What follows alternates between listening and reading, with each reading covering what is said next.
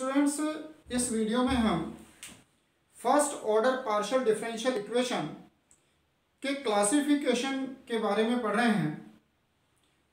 First order के partial differential equation का classification कैसे किया जाता है।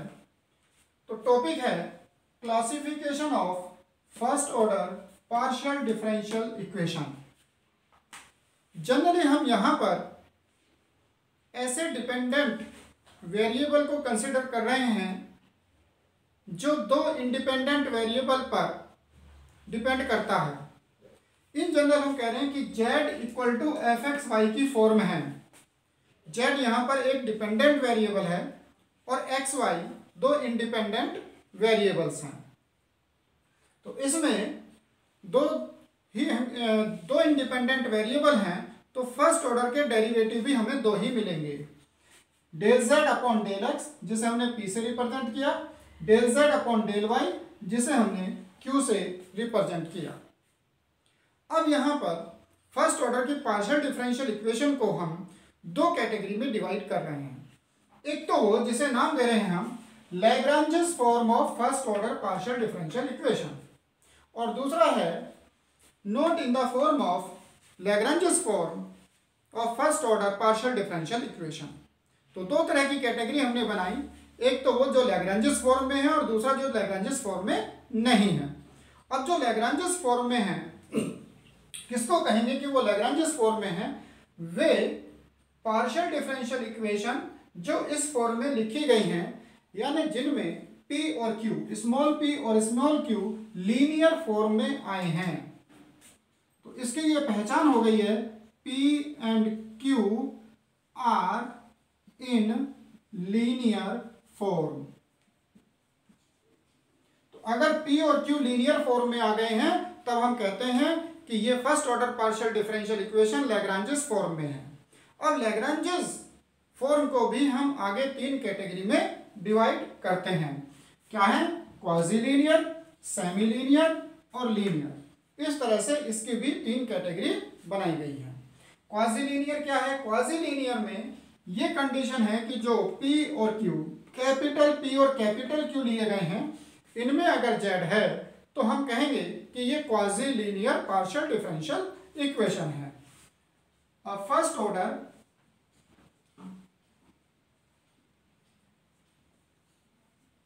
Partial differential equation of the form P plus Q equal to R is said to be quasi-linear if at least capital P और capital Q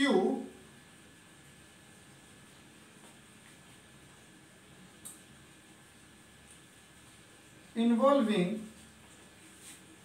z, या तो p में या q में किसी एक में z आ जाए, चाहे दोनों में हो पर कम से कम एक में तो जरूर z आ जाए, तो हम कहेंगे कि ये क्वाजी लीनियर फॉर्म है। तो यानी इसकी फॉर्म ऐसे हो गई f एक्स वाई जेड में फंक्शन और p plus g x y z में फंक्शन और इक्वल टू r। तो यहां पर जो एक्स वाई जेड में फंक्शन है ये हम जी से रिप्रेजेंट कर रहे हैं कि एक्स वाई जेड में फंक्शन है q इक्वल टू आर। अब ये जो इक्वल टू आर है इसका यहाँ पर कोई कंसिडरेशन नहीं है कि इसमें x है, y है, z है, किस तरह की कंडीशन है, इससे मतलब नहीं है। सिर्फ आपने देखा कि p और q के जो कोफिशिएंट्स यहाँ पर लिखे गए हैं, अगर उनमें कहीं पर z है तो डेफिनेटली वो आपकी quasi linear partial differential equation है। जैसे अगर हम लिख दें x square z p plus x Y q equal to e power y upon x, तो ये हम क्वाजी लीनियर कहेंगे क्योंकि इसमें ये z आ गया है। तो चाहे एक में z आ जाए चाहे दोनों में z आ जाए, अगर यहाँ पर है तो ये क्वाजी लीनियर है। अब आते हैं next semi linear. Semi linear में ये कंडीशन होगी कि अब यहाँ पर z अलाउ नहीं होगा, ना ही वो स्मॉल p के कोफिशिएंट में हो सकता है, ना ही वो स्मॉल क्यू के कोफिशिएंट में हो सकता है। हाँ, अब आर में जेड हो सकता है, और आर में जो जेड हो सकता है वो भी एक कंडीशन के साथ कि वहां पर जो जेड है वो लीनियर फॉर्म में नहीं होना चाहिए, मीन्स वहां पर जेड की पावर 1 से ज्यादा है। तो हम इसको ऐसे डिफाइन करेंगे, a first order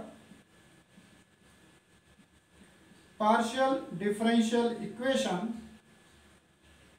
of the form PP plus QQ equal to R is said to be semi-linear if Z not allowed in capital P and capital Q, but Z may appear in R but in non-linear form। Right hand side पर Z होगा, लेकिन वो Z ऐसा होगा जो non linear form में होगा, यानी जेड की पावर 1 से ज्यादा होगी। एग्जाम्पल के लिए हम ये समझें कि ऐसी फॉर्म बन गई कि एक्स वाई पी का कोफिशिएंट जेड अलाउ नहीं है, G X Y Q Z allow नहीं है, इक्वल टू आर। अब आर में जेड का स्क्वायर होना जरूरी है, जेड स्क्वायर हो या जेड क्यूब हो, यानी जेड की हायर पावर है। तो इस तरह की फॉर्म है जिसे हम कह रहे हैं सेमी लीनियर। और नेक्स्ट है लीनियर। अब यहां पर यह कंडीशन आ गई कि कोफिशिएंट में तो जेड अलाउ है ही नहीं, जो राइट हैंड साइड है उसमें जेड की पावर 1 होनी चाहिए, यानी जेड लीनियर फॉर्म में होना चाहिए राइट हैंड साइड पर, तब हम कहते हैं कि वो लीनियर है। अब first order partial differential equation of the form PP plus QQ equal to R is said to be linear if the coefficients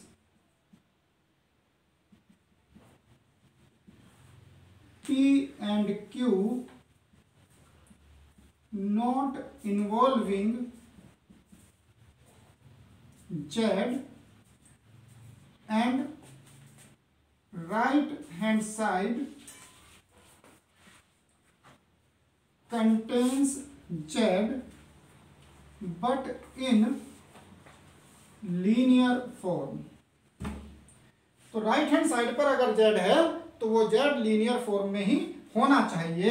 तो हम इसको कह सकते हैं कि ऐसी फॉर्म है F x Y P plus G X Y, इसमें भी जेड अलाउ नहीं होगा, क्यू इक्वल टू, और आर में जेड अलाउ होगा लेकिन वो जेड केवल लीनियर फॉर्म में होना चाहिए, उसकी डिग्री 1 होनी चाहिए, यानी पी क्यू और जेड तीनों ही अगर लीनियर फॉर्म में हैं तब आप कहेंगे कि ये लीनियर पार्शियल डिफरेंशियल इक्वेशन है। तो ये जो तीनों कैटेगरी हैं ये बनी है लैग्रांजिस फॉर्म। लैग्रांजिस फॉर्म का मतलब है जहां पर P और Q लीनियर फॉर्म में आए हैं। अब अगर P और Q लीनियर फॉर्म में नहीं हो तब उसे कहेंगे कि ये non linear partial differential equation है। A partial differential equation of first order is said to be non-linear if it is not linear in P and Q। तो बेसिकली हमारे पास दो चीजें हो गई, एक तो वो जो partial differential equation P Q में लीनियर है और दूसरी वो जो पी क्यू में लीनियर नहीं है। जो पी क्यू में लीनियर नहीं है वो नॉन लीनियर है, जो पी क्यू में लीनियर है वो लैग्रांजिस फॉर्म है, जिसकी हमें आगे 3 कैटेगरी बनाई हुई है। अब इस जो लैग्रांजिस फॉर्म है, इन तीनों के लिए जो हम सोल्व करने के लिए मेथड यूज करते हैं वो है एक लैग्रांजिस ऑक्सिलरी इक्वेशन। तो चाहे वो क्वाजी लीनियर है, सेमी लीनियर है, लीनियर है, सब कैटेगरी लैग्रांजिस फॉर्म की है। लैग्रांजिस फॉर्म को सोल्व करने के लिए हमारे पास है लैग्रांजिस ऑक्सिलरी इक्वेशन। उसी तरह से नॉन लीनियर फॉर्म को सोल्व करने के लिए हमारे पास है 4 पीट्स ऑक्सिलरी इक्वेशन। तो इस तरह से first order partial differential equation को सोल्व करने के इस तरह की 2 कैटेगरी हमारे पास हैं। एक जिसमें हम कह रहे हैं कि ये लैग्रांजिस फॉर्म है और दूसरा जिसमें लैग्रांजिस फॉर्म नहीं है।